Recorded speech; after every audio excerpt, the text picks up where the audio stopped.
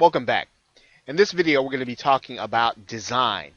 You have already done the research to determine what the market wants in a product. You've already determined what questions that they want to answer. Now, what you need to do is you need to determine what product you are going to bring to the market. What is the design of the product? And there are some considerations that you want to undertake before you start scheduling webinars. Now, in particular, the kind of product you launch, the kind of product you're going to produce, it will determine what kind of webinar you are going to do. And you need to design a product or service that you know will meet the desire that your prospect has and that they are willing to pay for. Now, your product or service design should be based on your research, not what you like to offer to the market. I mean, you can be very good at producing and delivering it, and even delivering webinars, but not even a webinar will be enough for you to sell a number of products or a number of copies of a particular product if it's not what the market wants. Now, when it comes to design, you are going to have to determine the price point for that product or service. Now, in general, right, you want to use webinars to provide extreme value for a reasonable price. However, you tend not to want to use webinars to sell low-ticket items. In other words, items that cost in the $10 to $17 range. You tend not to want to use webinars to do that. However, there are no hard and fast rules.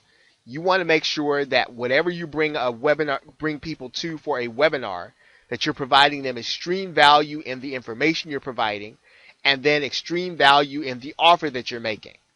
But you want to use webinars, for the most part, to provide them something that they are going to be willing to pay to pay more than the bottom line product price. Okay. Now, the other thing is that part of the research that you need to do at this stage, you should know, or you should figure out how much your customer would have to pay for the value that you're offering. So in other words, you're going to actually state this in your webinar. You're going to state how much value they're getting. And so you want to know if they went to the open market, right? If they didn't get whatever you're going to offer, if they didn't get it from you, what would they have to pay for? What would the regular price be? And so you want to be able to know what that is with certainty. You want to know the value of what it is you're going to be offering on your webinar. And when you design a product, you are designing not for the webinar, but you're designing for the customer. Right now, webinars work extremely well, and this is very important. They work extremely well for things that you can show or demo visually.